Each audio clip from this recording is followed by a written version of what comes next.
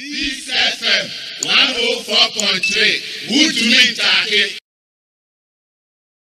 Ni yo na ya beda ase ne de kan na ya meka se eya na eya mi ya se ene ya Ghana amanfo abi wo ha ne de Ghana fo eto muka nso ne omuni so meka amaya wi Ghana ha eni ntro nko a ntro amambuo enye ntro amambuo ye enonyam nukuredie eni ginaye pa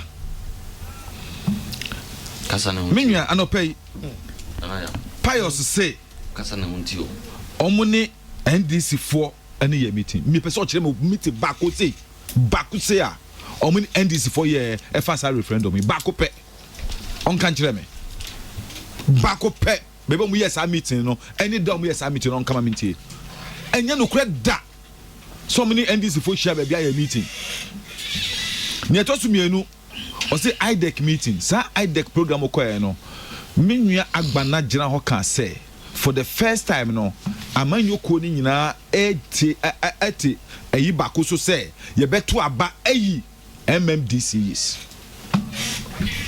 It was not on referendum. O say nyina adwua ko bankrom say ye beto aba ayi MMDCs. Memo referendum na e ba no onu ka say insema o de ba no je say referendum no ya bi and tutuye any acquire fast with the referendum no and this for tire omadwen wo ho a yisi any IDEC for no into hana mo bi enti answer na ndc be kasa referendum hu yo asem no sa na monto na yetu ye na ankoye na ndc for aka no omo hwe no musiesie. That was Agbana's speech. the okoka na NCC ho no IDEC meeting no san okan botie opa bo no maybe sir just for yes. emphasis san okan I say processes for the referendum no is what is important for us. We should look at it. But for the first time Rebecca say ye nyina as a group no ye nyina adwea kobenko mu efa the election of MMDC no ne to so miensa Pius ya say NDC 4 agree insist on politicization of local governance. Enye no credit da. I'm a member of parliament. I'm the ranking member of local government. Meetings ya nyina of parliament no. The focus is on article 2431. And I can say 2431 no enye adequate. Minya me no to no meeting minister me fa me diary mu enu ni ene kura me enta me so me call me kam ko fire ye ka article 2431 ho ye ka article 2433 ye ka article 242 ye ka article 242D ye ka article 2442 ye ka article 2433B ye ka article 2444 ye ka article 248 when nyina ye nyoma e kan say se mo ba amya ye mra ye nyimu ni because muntro enimo nya atwom nti no mo fa sade nyina mra na as a people no ye nyina ye ni nkomo na ye agree say ye amend sade we nyina ye ma emetra say me amend 241 pe ma mo fa nko na mo de ko a eche mo ba na mo be ye 419 because my several times our parliament ha ye ni mo tra say na ye dwen ade wo na nyina agree a ye be ko aba no no masese o ma no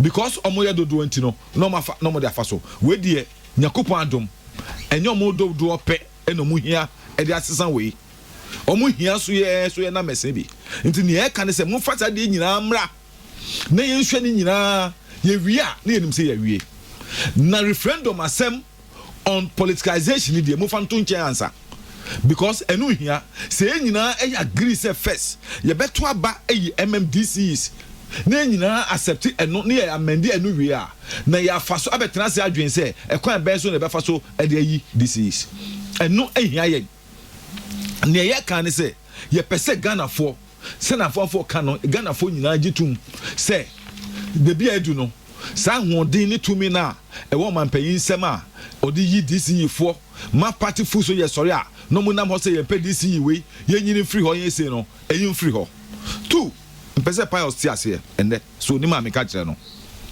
enye na Akufo Addo adwen ene ne nyansa And this are the way by.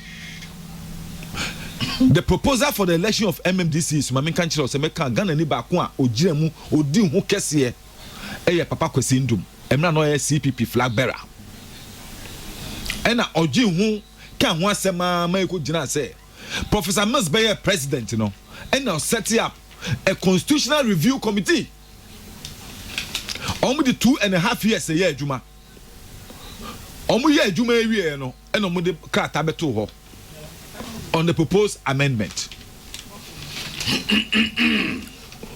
Nana otime. Enti enya Nana Akufo-Addo adwen. Eye ade a ya to ho from Professor Mills time. Ya twira to ho. Ena abaya bobu so amanaba. Ghana all political parties e Ghana ha no. E wo manifesto mu say omu nyina no be elect MMDCs. Enti enya Nana Akufo-Addo adwen. Eni ne nyansa na obetena aka say Nana Akufo-Addo aya ade pa say Nana Akufo-Addo ko gina voter region that Ghana for nyina about the election of MMDCs. Say referendum is about the election of MMDCs in Ghana for Kotoaba. Onu president onu dira apampaso etwa nkontompo kasa no etwa ntro Nana ya kasa no honti o kasa no honti ale ma did not anya no kure didn't the president lie because the president or mrani onim say article 55 1 no never 255.3 no never talks about the election of MMDCs. A can near political parties and to me form who nyim ever local governance on. And it is a president ko jira no say referendum no is on 55.3. No ko jira no catch Ghana for nyina say omuntu yes and the referendum because enebe boa mama yi this is na president no or that Ghana for because president so who say near mra ana cross e fa say election of MMDCs no e 2431 and the removal of this is a 2433 onim nti no ko jira papa so ka say is about referendum is about election of MMDCs and now so betra ha e twa the same ntro I can the same thing. Mu pese mu Ghana for 419. Mu pese mu referendum mu nim say referendum me failing no. Mu gina ho that Ghana for she Ghana for yi mu so much dream say the referendum is about election of MMDCs. Ghana for nyina pese mu tell say referendum here by on the 17th of December. Emfa DC for ho e wo ba bia. Referendum on the 7th of December no.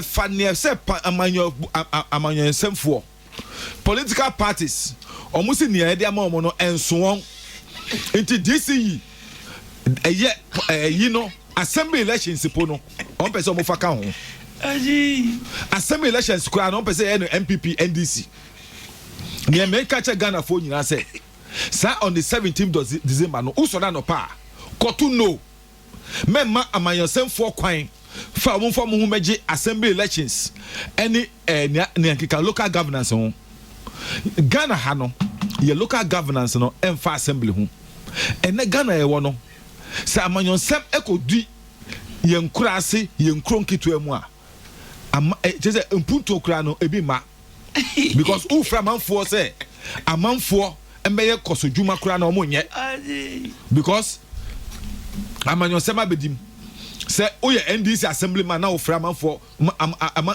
say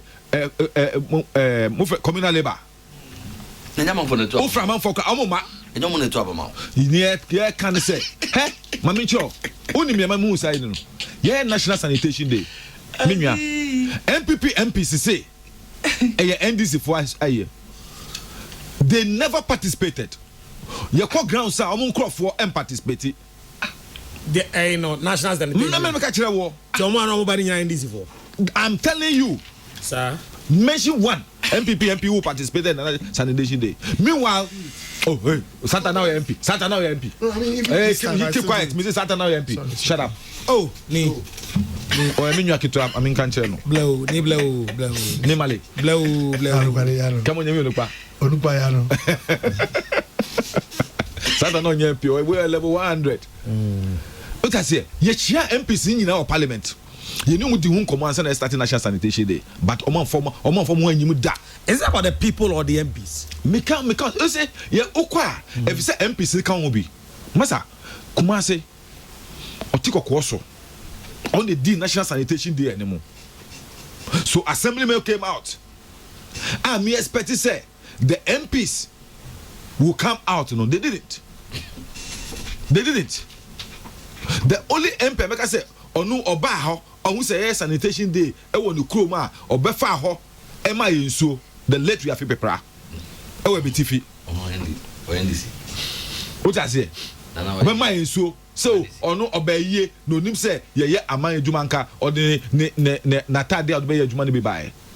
Because look because NDC is bad. Yet the Amanyo Sem Akobi BM and then NDC Dokuno, MPP Dokuno.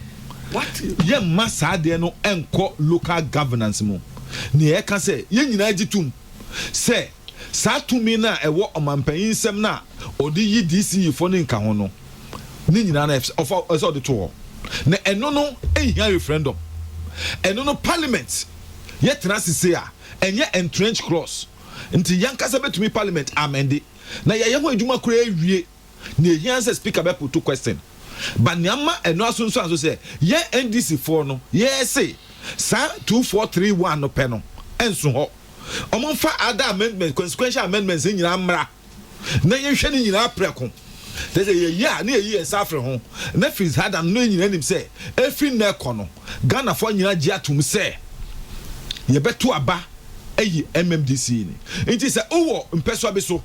Now, we are Ghana ni, Unya NDC ni, Unya MPP ni. Unye CPP ni onye ya utumi ko gyina ka se wonim dia wo no obetumi dia boa ama ompeso aso yi akosoro enti enu sa no amanfo beto aba ma because say uye na ya ana uye kwesi prat ana ya nilante na ento aba ma because say uye NDC ni ana say uye MPP ni ana say uye CPP ni enu na ye ka na enu na mpese Ghana fo nyina ti asese enu no emfa referendum ho referendum na ban de ba no odi be hanya mo Samuko tuma yes sir. Niamo amuma aban kwan muma yen amanyosemfo kwan se yemfa ye hunyi assembly elections mu enu no obi ko betu akogina ho aka se me gina ho me MPP candidate e wa assembly me NDC candidate e wa assembly enti muntu abama me enye no na ye pese ka ne tosu me ne me kan se sa referendum ya ye kai me dese ne me nya be ma pain. One of politicians that made me respecting the power. Honorable Dambotwe. No more pine the num. Aka say Ghana kwanya say anopa me bay kaneshi to circle kekeno manhos egu kwan mo na eko se sika akoye referendum amfa so ndi so me by janshi mu janshi hayai Tessa no high, Jenshi a free fence police depot, and money, ABC Quanya, back at the Junction. Hey, Coge. I would do cemetery, echo, your friend is a metro mass, Coco. Can't do her. If you say, can't need be 5 minutes, Eddie Chemo. Yes, can yet. Now buying. Fasika akoye referendum a mfa so ni so referendum a tefa emfa moabia mreyen emmie kwan mayen emfa bibia nka Ghana ye constitutional democracy ye beka ho emfa mre ebese democracy kura ye wo mu kura ebese no enu ni ade a mo pese mo ye ye kan ne se ye se ye gitum ye pese Ghana fo nyina edita fracture pressure to ye nso our parliament say you be pass it 2431 amendments for 2431 2433 248 242 244 any na kan you me say amendments nyina na magana fo nyina kwan say omutumi vote eyi MMDC aban krachefo a ebe wo ye mpeso aso no ometu ye betumi vote eyi omo memo ye vote enyi omo say vote mi me say me member of parliament e wo political line so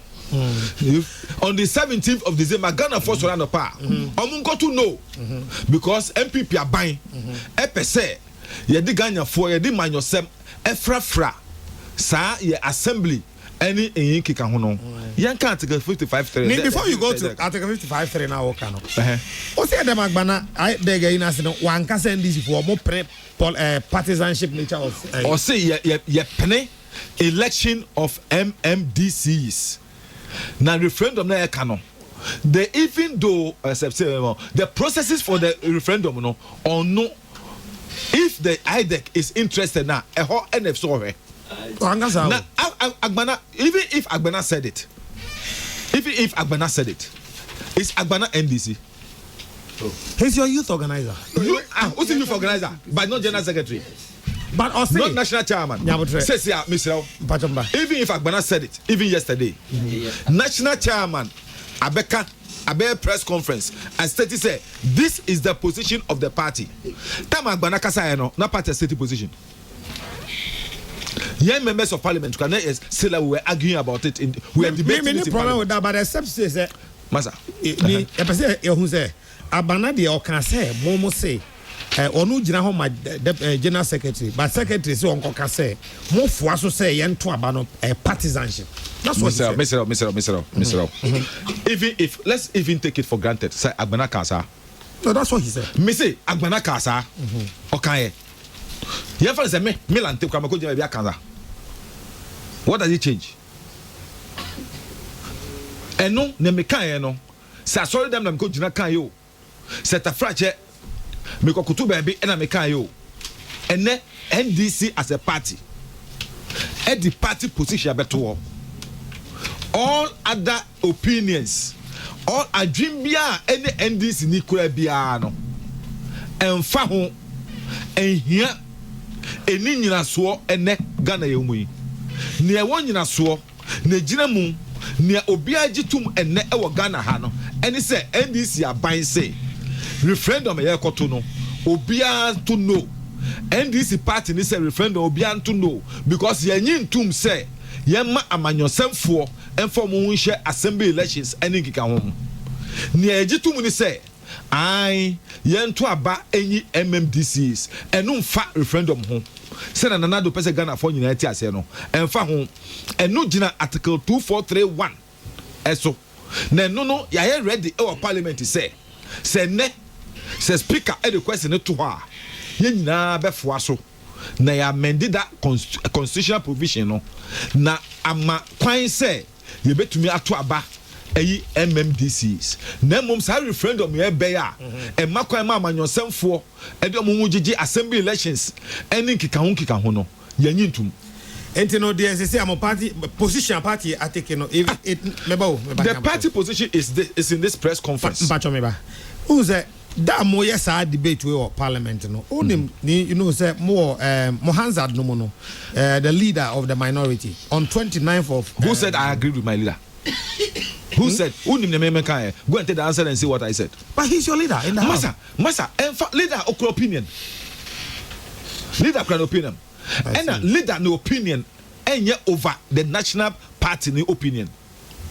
Says a national issue enuni and the press conference who kobi one kobi me am a reporter ho me ankasa de man ko okay e dey by who kan makan e dey na party ne kan party ne say mo no thank you and the party say then party na ankasa support 243 and the most support but referendum dey no yes into eno enti ne obi kan ye ne obi ko dina be kan ye or to sorry them kan ye no dina parliament kan ye kan nyina no and na me no tu e ka say in fact so ni so ne party na ka say ye nyina ye say on the 17th of December Ghana ni bia odwin Ghana nkoso ho Ghana ni bia odwin say e ba no tafrache impuntuo nkoso ene impuntuo akura na mayemfa amanyosem anyim Ghana fo nyina fo aso say ye ka say ye to aba eyi MMDC sa Ghana for e mamutumi so mko gina to aba yi MMDC e wo sankrofo na omutumi na omunyansa na omunim de so na ma emfa amanyosem emmem en na Ghana for pese etie en na NDC gina so NDC article 2431 2433 244 248 any kan all those consequential amendments no MPP ayi abanfa mra parliament na nyina nyi enuntum ne ensom na ehu se Ghana for nyina yen amanyɔsɛmfo nyinaa yɛagye atom sɛ saa tumi ɛma president kwan ɛma ne yi DCE ɛma food soldiers fa n'akyi ɛkɔpam DCE free office nka ho nyinaa no yɛtwa toɔ ɛnɛ president nya kwan sɛ ɔbɛyi DCE food ne bia biom obiara pɛ sɛ ɔyɛ DCE a wankasa kɔ saa mpɛsɛ no so na fa wo nkɔm amanfoɔ ka sɛ me ne lante vanapoi me hu se metumi aye adwuma pa as Accra mayor nti muntu abama me no matter abama o muntu abama because we NDC na MPP ni na MPP for dada Ghana for yo me no msio mesaba Peace FM 104.3 Utumi Ntake